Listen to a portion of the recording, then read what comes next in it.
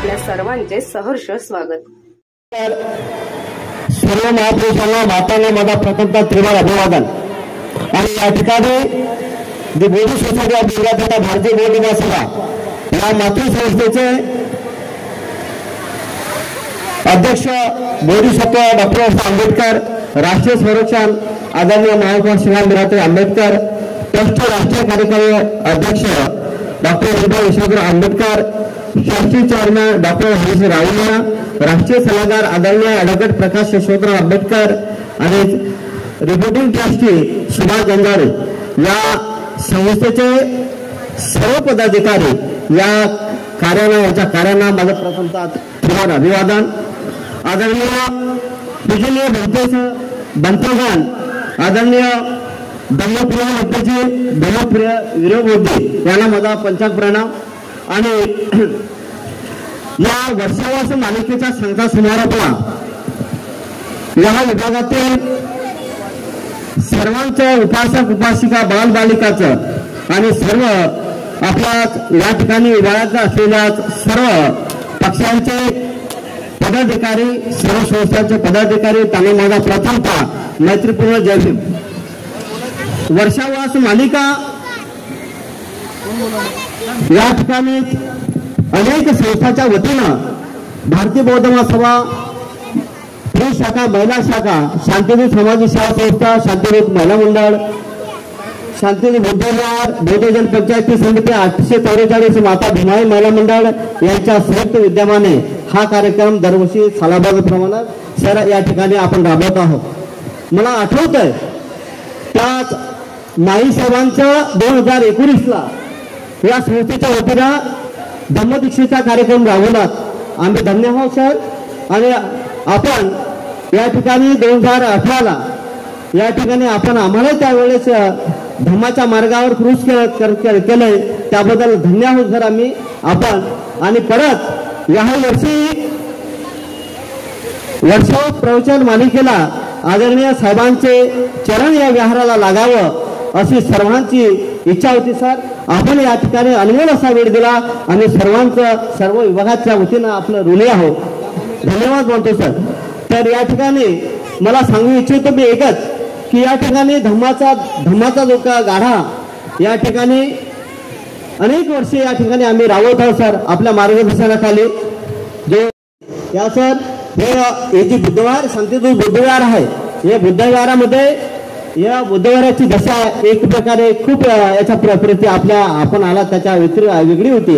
आता हीच जी काही जागा आहे 5 आणि 6 नंबरचा भूखंड आहे, हा भूखंड सिडकोशी आपण सर्वात जास्त पत्रव्यवहार घेऊन या सिडकोच्या भूखंडाची आपण मागणी केलेली आहे सर। आपल्याला पत्र आपण सर्वांनी सिडको जवळ या त्यांना आपण दिलं आहे। माझी विनंती आहे सर आपण याच्यामध्ये थोडासा आम्हाला सहकार्य कराल अशी मी आशा बाळगतोय। कारण अनेक ठिकाणी बुद्धविहार आहेत, बुद्धविहाराची दशा कशी आहे सर। मी या ठिकाणी 450 कुटुंबाचं नेतृत्व करतोय आणि या ठिकाणी वंचित बहुजन आघाडीच्या वतीनं मागच्या येणाऱ्या इलेक्शन पिरियडमध्ये खासदारकी आमदारकीमध्ये 1150 मतदान ही वंचितला मिळालं आणि 850 मतदान हे खासदारकीला मिळालं। मी आवर्जून सांगतो या ठिकाणी असणारा जो मतदार आहे बाबासाहेबाचा निष्ठावान आमचा परिवार आहे। मी त्यांना विनंती केली सर यावर्षी आपण या ठिकाणी आपण जी काही चळवळ आहे ती राबवणच आहे, कारण संविधानाच्या याच्यामध्ये अन्याय अत्याचार होत असेल त्या ठिकाणी आपण या सामाजिक संस्थेच्या वतीनं आम्ही त्या ठिकाणी संघर्ष करत आहोत सर। मला आनंद वाटतोय कारण या ठिकाणी आम्हा सर्वांना आपल्या आशेचं किरण आहे। या ठिकाणी आपण नंतर येते वेळेस या ठिकाणी या बुद्धविहाराचं मोठ्या स्वरूपात दिसेल अशी मी ग्वाही देतोय। आणि मी सर्व संस्थेच्या वतीनं शांतिदूत सामाजिक सेवा संस्था, शांतिदूत महिला मंडळ, भारतीय बौद्ध महासभा, 844 शाखा, माता रमाई भीमाई मंडळ आणि या ठिकाणी असलेल्या सर्वांच्या वतीनं मी आपलं सर्वांच्या वतीनं आपण वंदन करतोय आणि आभार मानतोय। आणि माझे प्रास्ताविक भाषण या ठिकाणी येथे सांगतो। जय भीम, नमो बुद्धाय, जय संविधान।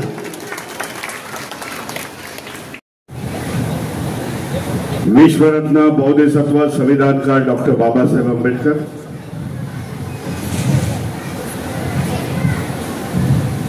जागतिक सम्राट अशोक, फुले शाहू आंबेडकर या महापुरुषांना विनम्र अभिवादन करून बहुजनांच्या सर्व महापुरुषांना अभिवादन करून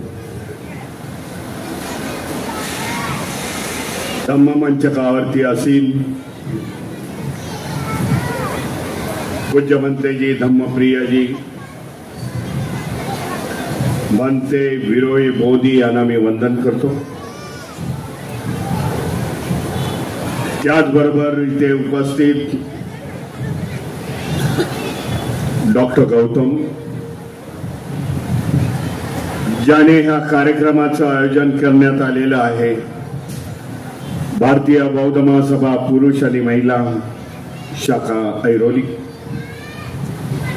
बौद्धजन पंचायत शाखा 844, महामाता भीमाई महिला मंडळ, वंचित बहुजन आघाडी,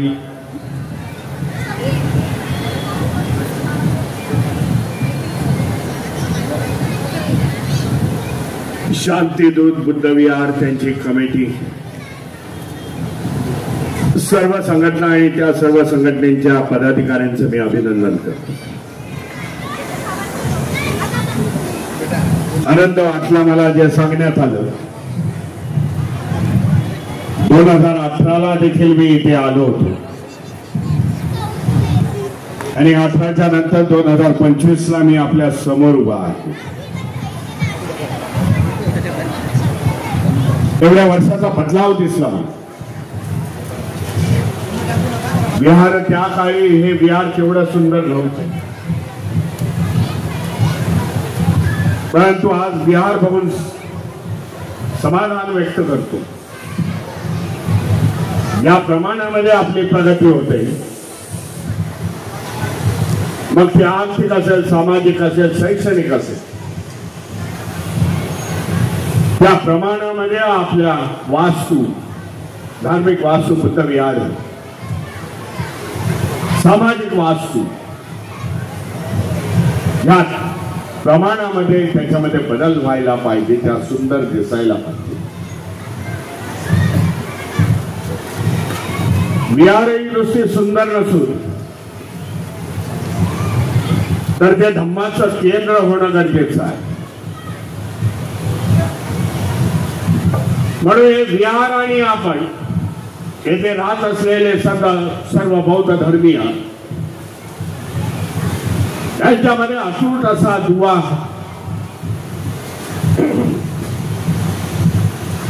निर्माण होणं गरजेचं आहे असं दिसून येतं। धर्म खऱ्या म्हणजे खऱ्या अर्थाने विहाराचं पावित्र्य, खऱ्या अर्थाने या धम्माचं केंद्र, विहार या धम्माचं केंद्र हे झालं तर तेव्हा प्रगतीच्या वाटा आपल्याला मिळू शकतात। आज आनंद वाटला आपल्या सगळ्यांना की वर्षावास मालिकेचा सांगता सोहळा या इथे आहे। अश्विन पौर्णिमा ते आषाढी पौर्णिमा या काळामध्ये 3 महिन्याच्या काळामध्ये 3-3.5 महिन्याच्या काळामध्ये धम्मामध्ये प्रवचन केलं जातं। धम्म प्रवचनाच्या माध्यमातून बौद्ध धम्माची शिकवण, महापुरुषांचा इतिहास हा लोकांच्या समोर लिहिला जातो आणि त्यांना प्रवृत्त केलं जातं।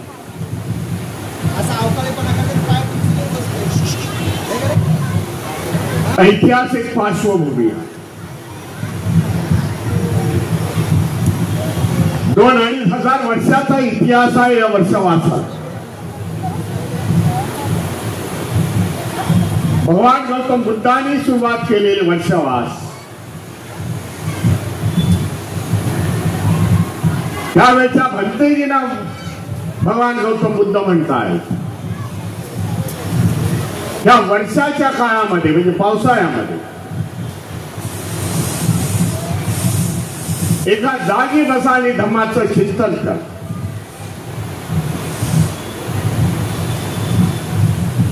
बुद्धाने निसर्गाचा संदेश त्यांना दिला.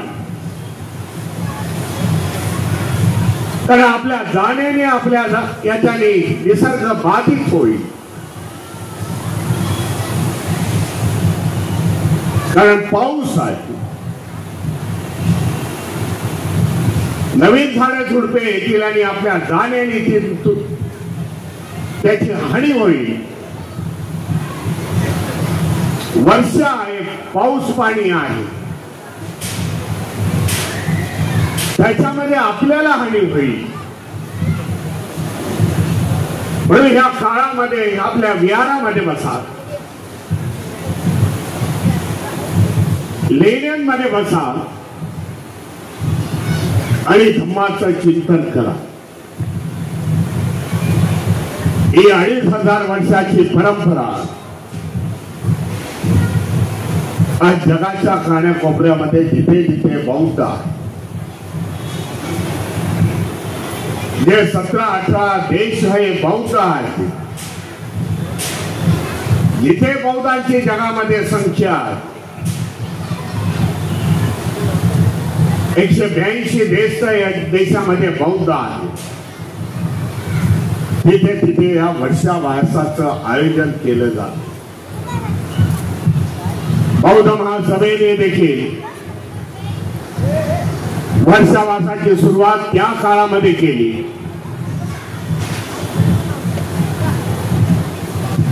आणि वर्षावासाच्या माध्यमामधून आज संपूर्ण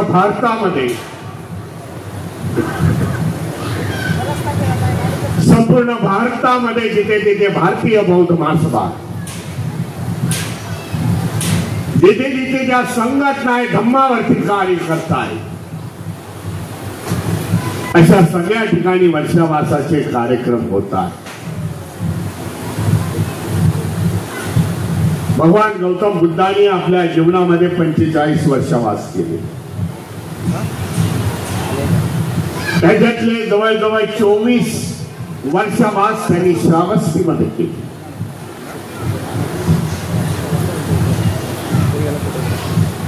आणि ही परंपरा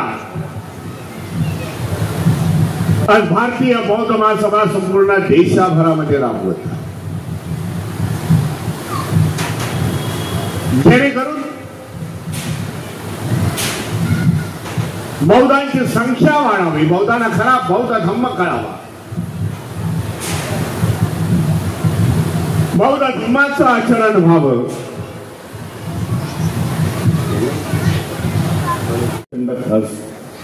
थंडी असल्यामुळे आवाज वगैरे सगळ्यात बसले.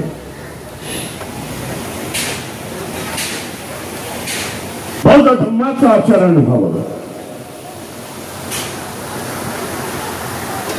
नुसतं आम्ही तोंडाने बोलून जमणार नाही की आम्ही बौद्ध आहोत. आचरणाने बौद्ध होणं गरजेचं आहे. म्हणून हे वर्षावास महत्वाचे. बराच मोठा पल्ला आपल्याला गाठायचा.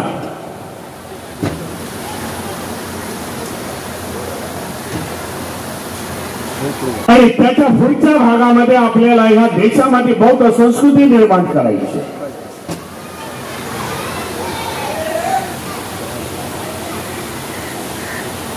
देशामध्ये असलेल्या अनेक धर्मामध्ये त्यांची जी संस्कृती आहे, मुस्लिमांची,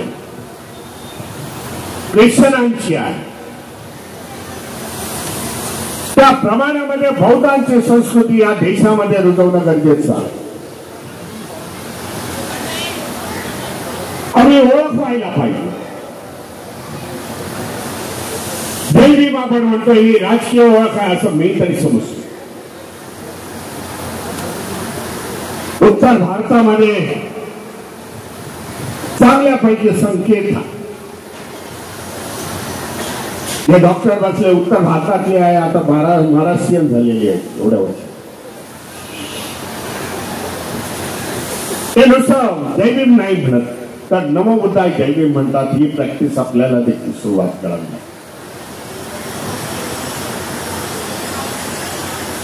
अशा प्रकारचे पुढचे आपले टप्पे आहेत,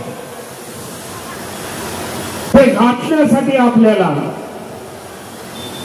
आचरणामध्ये बौद्ध धम्म यायला गरजेचं झालं. आज भारतीय बौद्ध महासभा तिचं असलेलं कार्य सरकार दप्तरी असेल, मग केंद्राच्या असेल, राज्याच्या असेल, आपली नोंद झालेली आहे की बौद्ध महासभा जे धार्मिक आहे, बाबासाहेबांनी निर्माण केलेली आहे. बाबासाहेब संस्थापक आहे. बाबासाहेबांनी देशामध्ये धम्मक्रांती केली. हे संस्था झपाट्याने पुढे त्याने बौद्धांचं धर्मांतर करते, याची नोंद आज केंद्र सरकारने घेतली. आपल्यासाठी गौरवाची बात. एकदा मला आता उत्तर भारतामध्ये या वेळच्या नाही तर मागच्या महिन्यामध्ये मी जेव्हा लखनौ मध्ये होतो, तेव्हा लखनौ मध्ये मला काही पत्रकारांनी विचारलं. लखनौ मध्ये एका बुद्ध विहाराच्या उद्घाटनाला मी गेलो होतो.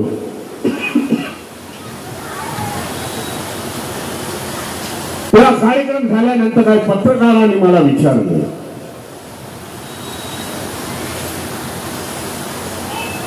बोला कि 60 सालों में ये समाज में इतना बदलाव कैसा हो गया कि उत्तर भारत में जो समाज है बौद्ध धम्म का समाज है, भगवान बुद्ध को मानने वाले, बाबा साहब को मानने वाले, सम्राट अशोक जी को मानने वाले, इनमें इतना बदलाव कैसा. मी त्याला सांगितलं, एक सामाजिक बदलाव जर घडवायचा असेल तर त्याला काही शतके जावं लागतं. 100 वर्षाच्या पुढचा काळ जावा लागतो. परंतु हम लोग भगवान बुद्ध का धम्म से, बाबा साहब के विचारों से हम लोग आगे निकल गए. ये बदलाव, ये हमारे उन्नति का मार्ग है. यह हमारा आगे जाने का रास्ता, यही रास्ता जो बाबा साहब के धम्म में आए नहीं, बाबा साहब की धम्म नीति जिन्होंने अपनाई नहीं, जो भी शेड्यूल कास्ट आहे ते बाबासाहेबांच्या धम्मक्रांतीमध्ये आले नाही, ते मागे राहिले.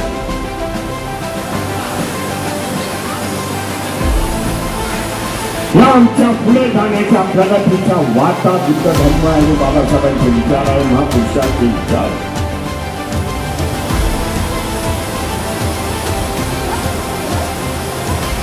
बऱ्याच जणांना एक गोष्ट माहिती नसेल, वेळ आहे ना मी बोलतो, बऱ्याच जणांना ही वेळ माहिती नसेल, ही गोष्ट माहिती नसेल, पण खरी आहे. जे बदलाव बद्दल मी बोललो त्याला सिक्वेन्सला मी बोलतो. बाबासाहेब देखील अथेन्सला गेले होते. येथे पोप त्यांचं वास्तव्य आहे. Athens city, Venetian city. Babasaheb तेव्हा कोलंबिया युनिव्हर्सिटीमध्ये शिकत होते.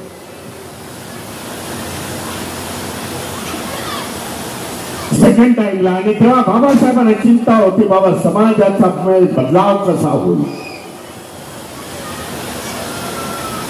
परंतु एकदा पोपला भेटायला गेले होते. टाइम्स नावाचं जगप्रसिद्ध मॅगझिन आहे, टाइम्स. त्याच्यामध्ये एक पानाचा हा लेख मी वाचलेला आहे. हा जवळजवळ लेख मला वाटतं 1972च्या बद्दल असेल, त्या वर्षाचा असेल. माझ्याकडे अजूनही कोणाला जर संशय असेल तर माझ्याकडे त्याचं कात्र नाही. आणि त्यावेळेला बाबासाहेबांनी विदाऊट अपॉइंटमेंट, म्हणजे बाबासाहेबांचं करेज बघा, विद्यार्थी तसे म्हणतात, विदाऊट अपॉइंटमेंट ते डायरेक्टली पोपला भेटले. आणि त्यांनी बाबासाहेबांनी डायरेक्टली पोप वरती बसलेला होता, बाबासाहेब खालती होते आणि विचारला प्रश्न की आम्हाला धर्मांतर करायचं आहे, we want conversion, we are the schedule caste from India. आम्हाला धर्मांतर करून तर ख्रिश्चनामध्ये आलो तर आम्हाला किती वर्ष लागतील याच्या. कोकणी वर्तन उत्तर दिलंय 400 वर्ष तरी तुम्हाला थांबावं लागेल. तुमच्यामध्ये कन्व्हर्जन झाल्यानंतर तुमच्यामध्ये बदलाव, आर्थिक शैक्षणिक बदलाव 400 वर्ष लागतील. बाबासाहेब न त्याची परवानगी देता निघून आलेली. म्हणून ही क्रांती महत्वाची आहे. एका बाजूला 400 वर्ष, दुसऱ्या बाजूला 60 वर्षामध्ये हा समाज आज पुढे आला. तर भगवान गौतम बुद्धाचा धम्म आणि बाबासाहेबांची इच्छा.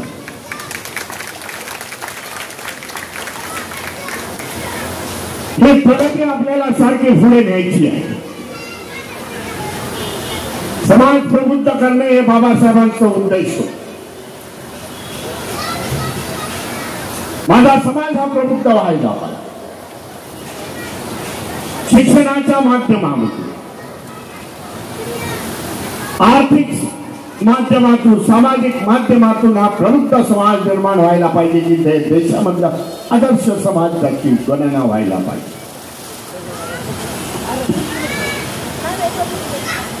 त्या दृष्टीने आपली वाटचाल होणं गरजेचं आहे.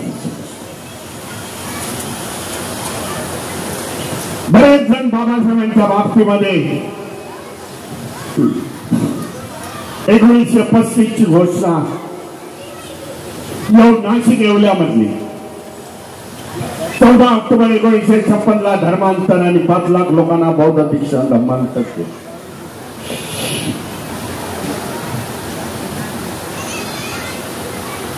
ह्याच्याबद्दल तरी मला जरा, माझं तरी ओपिनियन जरा वेगळं आहे.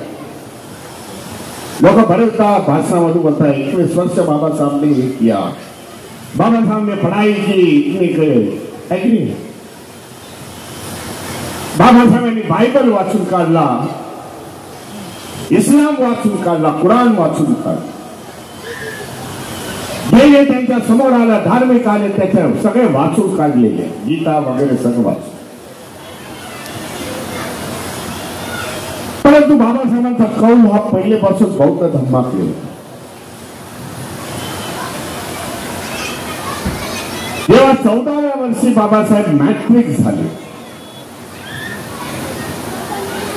त्यांचा सत्कार त्यांनी डबक चाळीमध्ये आपल्या समाज बांधवांनी केला.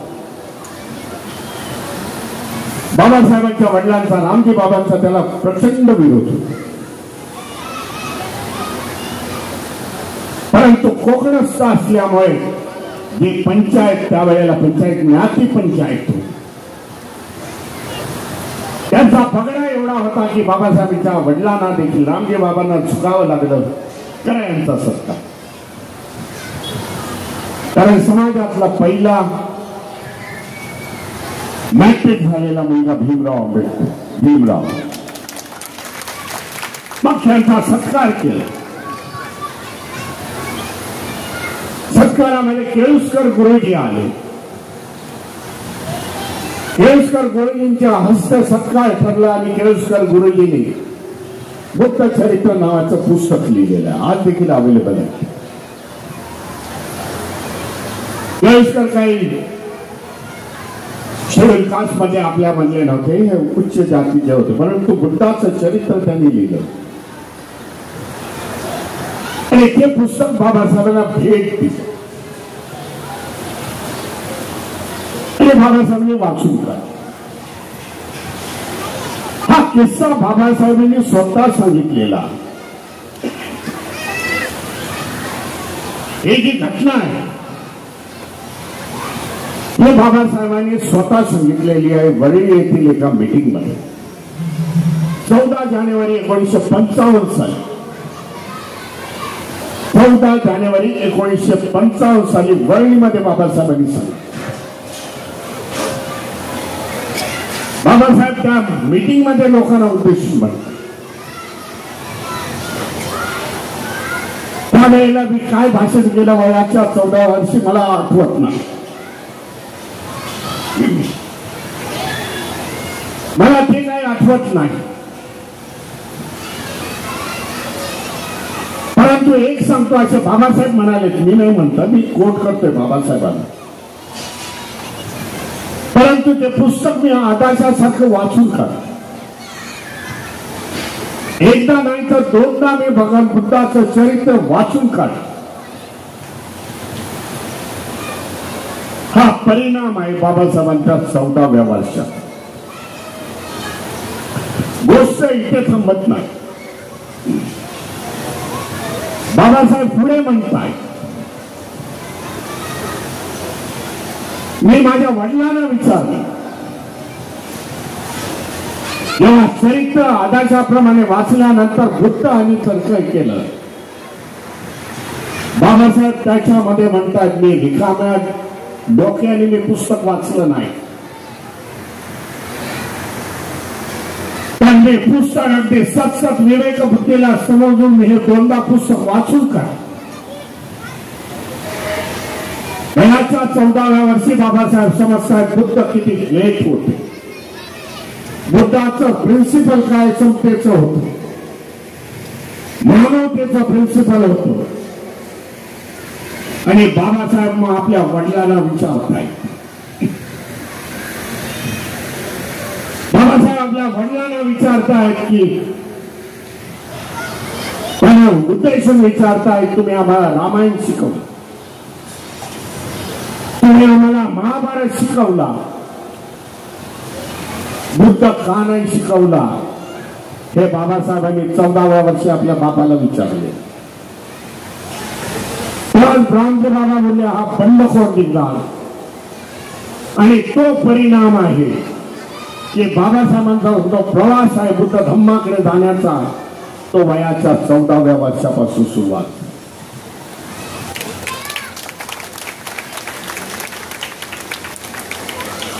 अनेक उदाहरणं आहेत त्याची.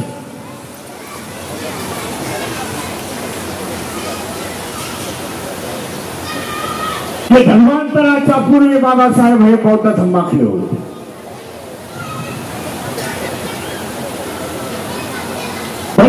ला जेव्हा कॉलेजची निर्मिती केली,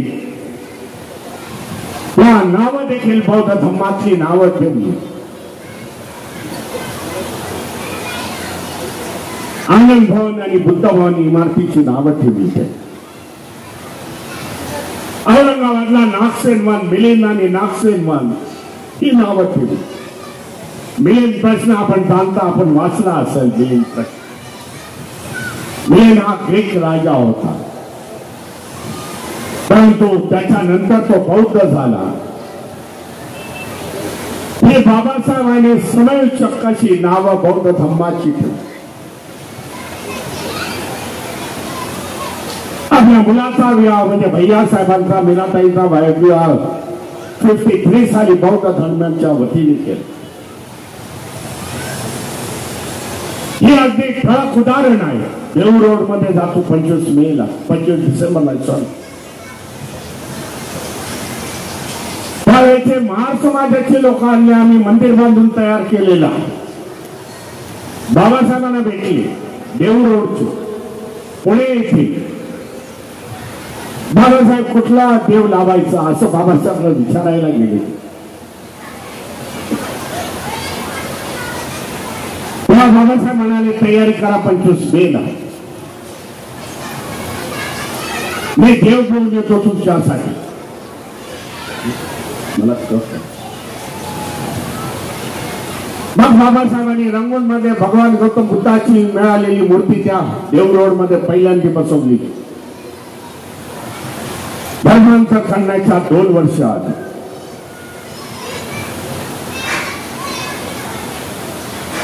बुद्ध आणि कार्ल मार्क्सचं उदाहरण आहे. त्यांनी पुन्हा एकदा काठमांडूमध्ये हा विषय मांडला आणि ते सांगत असताना बोलले, मी अजून बुद्धाची धर्माची दीक्षा घेतलेली नाही. हा इतिहास आहे बाबासाहेबांचा बौद्ध धर्माकडे जाण्याचा.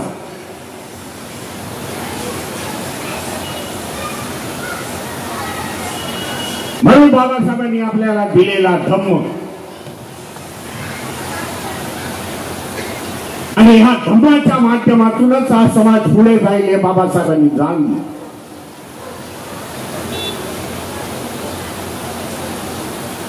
म्हणून या बौद्ध धम्माचा प्रचार आणि प्रसार होणं अगदी वंचित समाजाच्या लोकांपर्यंत हे बघणं गरजेचं आहे. एक बरं वाटतं की भारतीय बौद्ध महासभेने हा धम्म संकुचित ठेवला नाही. महाराष्ट्रातलं उदाहरण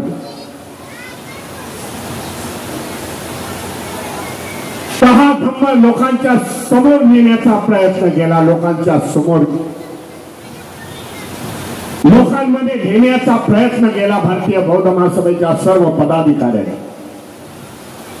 आपण सगळ्यांनी तो प्रयत्न केलेला.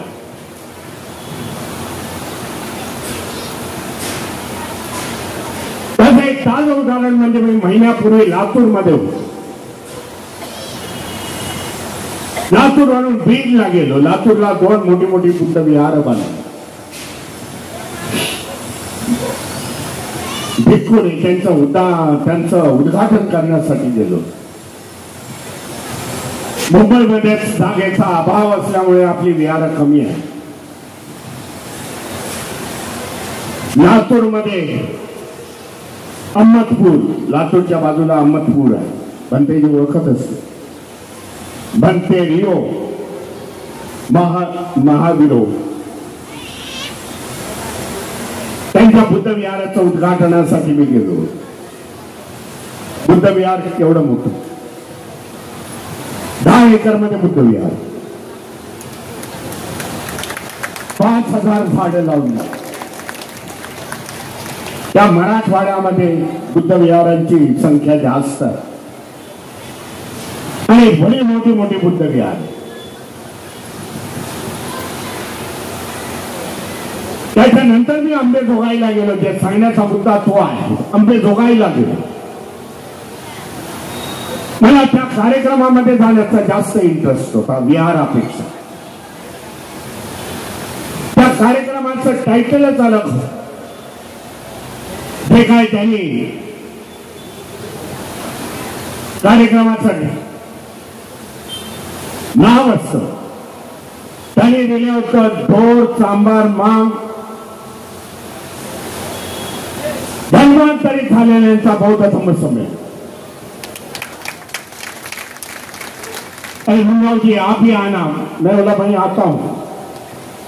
ये 2 विहारों का प्रोग्राम होते, मैं शाम को आ जाऊंगा और रात को मैं फिर से बंबई लौट जाऊंगा. अशा प्रकारचं टायटल. म्हणजे ह्या समाजाचे लोक बौद्ध झाले. अंबेजोगाई मधला सगळ्यात महत्वाचा हॉल म्हणजे 2000ची कॅपॅसिटी. हॉल अगदी तुडुंब भरला होता आणि मी देखील सांगितलं होतं की आपले पारंपरिक बौद्ध आले तर मागच्या बाजूला बसा, पण पुढे बसू नका. काही लोकांचा मी सत्कार केला. हे मराठवाड्यामध्ये आहे की लोक आज धर्मांतरित होतात. मातम समाजाचे काही लोक आहेत की काही महिला आहेत की आपल्या केंद्रीय शिक्षिका आहेत, पदाधिकारी आहे. लातूर आहे. लातूरमध्ये भंतेजी आहेत, त्या समाजाचे आहेत. मला तो जातीवादी शब्द वाचतो म्हणून मी त्याचा उल्लेख करत नाही. भंतेजी इंग्रजी शिवाय बोलत नाही. ते म्हणते की इंग्रजी शिवाय बोलत नाही. इंग्रजीचे प्राध्यापक होते, त्यांनी बौद्ध धम्म घेतलेला. पण समाजामध्ये जा, समाजाला त्या परिस्थितीतून बाहेर काढून बौद्ध धम्म आपल्या ही चळवळ आज महाराष्ट्रामध्ये जोरात आहे. जो जो सुशिक्षित होतो, ज्याला शिक्षण मिळतं चांगल्या प्रकारे, जो विचार करू शकतो संस्कृत विवेक बुद्धीने, त्याला कळतं एवढे वर्ष आपण पाखंडवाद आणि अंधश्रद्धा देवदेवतांमध्ये आहोत. परंतु आपली प्रगती नाही, आपल्या नंतर आलेले बौद्ध झालेली लोक पुढे निघून गेली. म्हणून हे परिवर्तन महाराष्ट्रामध्ये पण जोरात आहे. देशाभरामध्ये पण चित्र, याच प्रकारचं चित्र देशाभरामध्ये आहे. म्हणून मी बऱ्याच वेळा जातो तेव्हा मी सर्क्युलर पण काढणार आहे. भगवान गौतम बुद्धाची मूर्ती आहे, बाबासाहेबांची मूर्ती लावलेली आहे, त्याचबरोबर सम्राट अशोकाची देखील मूर्ती, त्याची तस्वीर होणं गरजेचं आहे.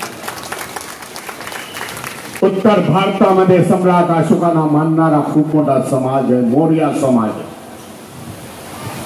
अभी कुछ समय पहले मैं डॉक्टर साहब को समझा रहा था, भाई कुशवा समाज मौर्य है, कुशवा है, सैनी है. तेव्हा त्यांच्याबद्दल मला वाटतं की आपण जरा कमी आहोत. मी आता एक वैशाली नगर मध्ये होतो, बिहार मधला वैशाली नगर, पटना शहर ह्या बाजूला. या इलेक्शनच्या प्रोसेसच्या 10 दिवस आधी तेवढं पण आपल्याला सांग, गंगा नदीवरती मोठा पूल जातो 7.5 किलोमीटरचा, एवढं मोठं पात्र त्या गंगेचं. आणि त्या बाजूला वैशाली नगर आहे. वैशालीमध्ये बामसेफचं अधिवेशनाचं उद्घाटन करण्यासाठी मी उभा होतो. तेव्हा मला सांगितलं, भीमराव जी हम लोग बैठे हैं कुशवा भवन, इतना बड़ा कुशवा भवन है, एक कुशवा समाज की प्रॉपर्टी है, इतनी बड़ी प्रॉपर्टी है. उसमें उन्होंने बताया कि बामसेफ का अधिवेशन उसमें होना चाहिए, क्योंकि वो भी हमारे साथ बामसेफ में जुड़े हुए हैं, धम्म से जुड़े हुए लोग हैं. त्या कुशवा समाजाचा अध्यक्ष माझ्या बाजूलाच बसला होता.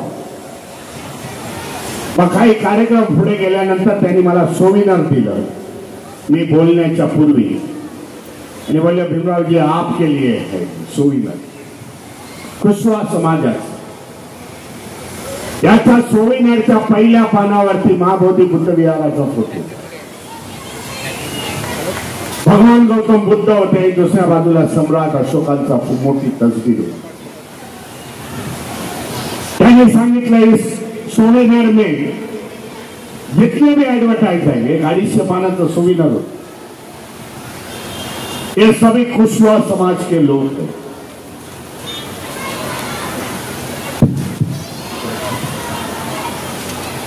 ये सभी कुशवा समाज के लोग, हम किसी के साथ जाते नहीं, पण डॉक्टर, इंजिनियर, व्यापारी वर्ग त्यांचे ते सोविनर एवढं झालं.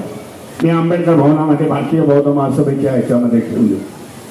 बोले बघा समाज कसा जोडत चाललेला. बोले हम लोग वेजिटेरियन है, मांस मच्छी नहीं खाते, लेकिन भगवान गौतम बुद्ध को, सम्राट अशोक जी को मानते. म्हणून सम्राट अशोकांचा फोटो असणं आपल्या महाराष्ट्रामध्ये पण गरजेचं आहे. इतिहास दाबून टाकला, बौद्ध धर्माचा संपूर्ण इतिहास दाबून टाकला. जागतिक सम्राट असून त्याचा इतिहास दाबून टाकला. 84,000 सुपार चैत्य याची निर्मिती केलेली बौद्ध धम्म आप संपूर्ण एशियामध्ये घेऊन गेले.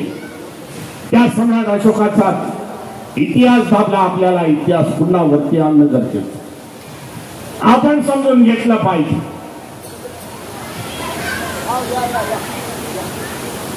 आणि पुन्हा लोकांना सांगायला पाहिजे, हा आमचा वैभवशाली बौद्धांचा इतिहास, बौद्धांच्या राज्याचा इतिहास आहे. 1200 वर्ष आम्ही देखील या देशावरती राज्य केलेलं. परंतु या देशामध्ये सिस्टमॅटिक एक सोच घेऊन ह्या बौद्ध धर्माचा इतिहास दाबला आणि बाबासाहेबांनी तो वरती आणला. उद्याकडे जनगणना होईल तेव्हा आपल्याला सांगू इच्छितो, बऱ्याचशा व्हॉट्सअपच्या माध्यमामधून गलत प्रकारचा प्रचार सुरू आहे. परंतु जनगणनेच्या फॉर्म मध्ये धर्माच्या कॉलम मध्ये बौद्ध लिहा आणि जातीच्या कॉलम मध्ये ज्या जातीमधून आला असेल जास्तीत जास्त महार. आज चर्मकारांना दोष देऊ नका. 18,000 चर्मकार ह्या मुंबई मधले बौद्ध झालेले आहेत. ते चर्मकार बंधू मला केम हॉस्पिटलचं सगळ्यांना माहिती असेल. केम हॉस्पिटलच्या गल्लीमध्ये त्यांचं भवन होत, चर्मकार भवन. त्याच्या उद्घाटनासाठी माझ्याकडे येत आहेत आणि मी त्या उद्घाटनाला जाणार आहे. म्हणून मग अशी म्हणालो, शिक्षणाचा जसा प्रभाव वाढेल त्या प्रमाणामध्ये समाज एकत्र आहे. त्यांना देखील करता येईल. धम्माशिवाय दुसरा मार्ग नाही. पाखंडवाद आणि अंधश्रद्धेमधून कोणाची उन्नती झाली नाही, समाज सुधारला नाही. म्हणून येणाऱ्या काळामध्ये आपल्याला या जनगणनेच्या माध्यमामधून बौद्धांची संख्या या देशामध्ये किती आहे ते दाखवण्याची गरज आहे. बाबासाहेबांची धम्म क्रांती किती अधिक गतीने पुढे चाललेली आहे. आम्ही कसे करोडवासी झालेलो आहोत हे दाखवणं गरजेचं. जी काही 11 वर्षापूर्वी जी जनगणना झाली त्याच्यामध्ये आकडेवारी दाखल केले.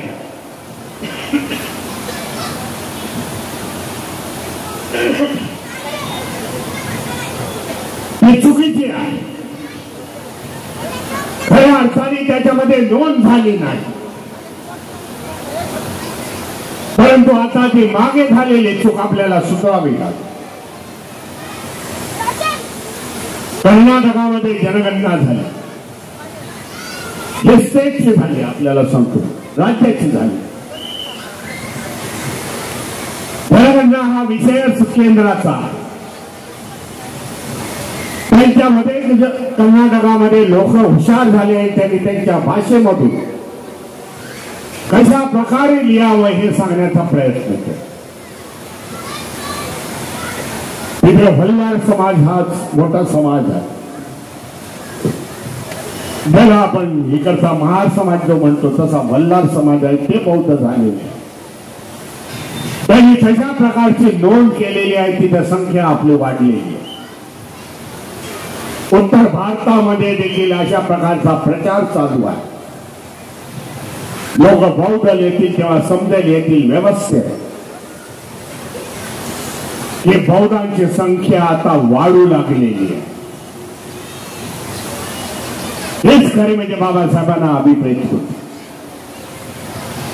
कारण बाबासाहेबांचा लगाव जर बघितला, बाबासाहेबांचं प्रेम बघितलं, तर बाबासाहेबांनी धम्मक्रांती केल्यानंतर 14 ऑक्टोबरच्या नंतर एकदा पत्रकारांनी त्यांना विचारलं.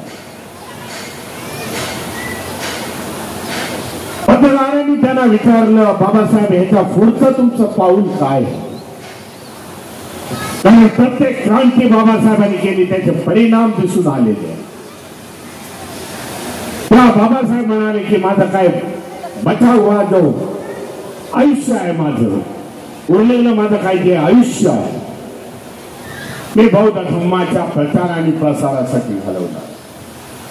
इतना लगाव बाबा साहब को धम्म के बारे में था.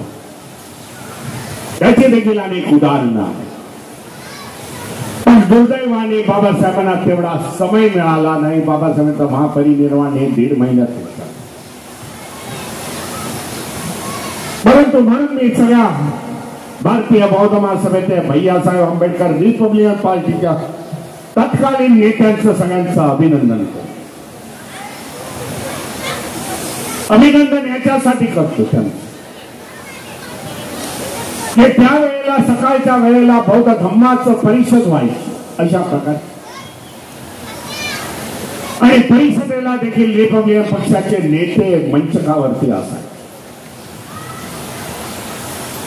आणि दुपारी जेवणाच्या नंतर रिपब्लिकन पार्टीची राजकीय सभा व्हायची. हा फंडा होता म्हणून ह्या दोन्ही रिपब्लिकन आणि धम्म दोन्ही पण एकाच वेळेला चालले. नंतरच्या काळामध्ये मी बदलाव केला, आमच्या आईने बदलाव केला, तो राईटफुल होता.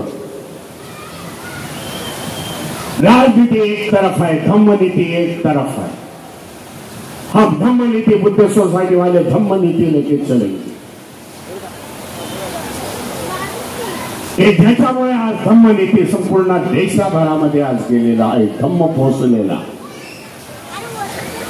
धम्माच्या कक्षा या मोठ्या, कुठल्याही समाजाला सामावून घेता येतात. अशा प्रकारे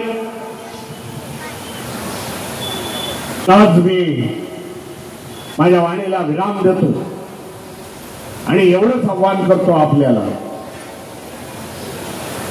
येणाऱ्या 25 तारखेला, 25 नोव्हेंबर, उद्या 24-25 संविधान के सम्मान में शिवाजी पार्क मैदानामध्ये संध्याकाळी 5 वाजता एक मोठ्या रॅलीचं आयोजन करण्यात आलेलं आहे. कारण आपण संविधानवादी लोक आहोत, बाबासाहेबांची लेकरं आहोत, बाबासाहेबांचे अनुयायी आहोत. संविधान धोक्यामध्ये आहे देशामध्ये.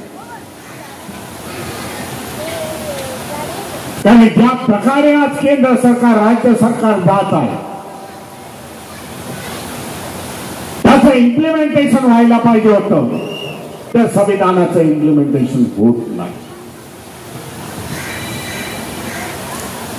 संविधान नसेल तर आपलं आयुष्य शून्य आहे, हे देखील आपल्याला सांगू इच्छितो. कारण आज त्यांना मनुवादी व्यवस्था आणण्याचा प्रयत्न चाललेला. आज नाही आणला, उद्या 10-15 वर्षांनी येऊ शकतो. तेव्हा आपली लेकरं जेव्हा मोठी होती तेव्हा विचारतील संविधान धोके में था तब आप क्या कर रहे थे. बापाला प्रश्न विचारतील, आईला प्रश्न विचारतील. आपली लढाई आहे. संविधान टिकवणं आपल्यासाठी गरजेचं आहे. आणि देशभरामधले लोक संविधानवादी आहेत, ते रस्त्यावर निघतात. छोटं उदाहरण देतो. 2024च्या इलेक्शन्स, पार्लमेंट इलेक्शन्स, जेव्हा ऐलान झालं, मेंबर ऑफ पार्लमेंट कर्नाटकामधल्यांनी सांगितलं त्याचं नाव घेतलं. तसा कोणाला घाबरत नाही. पण कोणाचं नाव घेऊन कोणाला मोठं कशाला करत. 400 के पार जाएंगे तो संविधान बदल देंगे. देशभरामधली जनता एकत्र आली, संविधानवादी जनता एकत्र आली. लाखोचे मोर्चे निघाले. मी त्यावेळेला आंध्र प्रदेशात गुंटूर मध्ये होतो तेव्हा लाखाचा मोर्चा निघाला. भीमरावजी ऍड्रेस करणार, म्हणजे भाषण करणार. लाखाचा पब्लिक बाहेर निघाला त्या दिवशी. संविधान के सम्मान में त्यांनी त्यांच्या भाषेमध्ये तसं लिहिलं होतं. म्हणून मी नेहमी म्हणतो की काय ते जीत झाली 2024ला. 400 के पार तो गए नहीं, 230 में गाड़ी, 240 में गाड़ी अटक गई. हे जीत इंडिया गठबंधनची नाही तर संविधानवादी लोकांची होती. त्याने इंडिया गठबंधनला वोटिंग केलं. आंबेडकर अनुयायीने वोटिंग केलं. हे संविधानाची ताकद आहे, पुन्हा दाखवण्याची गरज आहे. मुंबईमधून जेव्हा संविधान के सम्मान में लाखों लोक येतील, त्याचा मेसेज दिल्लीपर्यंत पोहोचेल. संविधान के साथ खड़े हैं ये लोग. बाबा साहब के अनुयायी खड़े हुए हैं. बाबा साहब के नाती खड़े हुए हैं, मंच पर आह्वान कर रहे हैं, म्हणून त्या कार्यक्रमाला आपण अर्जावून यावं. कारण ही लढाई आहे, लढाईशिवाय ह्या देशामध्ये तुम्हाला काही प्राप्त होणार नाही, हे बाबासाहेब आंबेडकरांनी सांगितलेलं. आपल्या सगळ्यांना वर्षावासाच्या हार्दिक समारंभाच्या हार्दिक शुभेच्छा देतो. आपल्या ऐरोली कमिटीला, शांतीदूत बुद्ध विहाराच्या कमिटीला, पंचायत समितीच्या सर्व सामाजिक संस्थांना, राजकीय संस्थांना हार्दिक शुभेच्छा देतो. एकजुटीबद्दल आपल्या सगळ्यांचं अभिनंदन करतो. माझ्या वाणीला विराम देतो. नमो बुद्धाय. जय भीम, जय संविधान.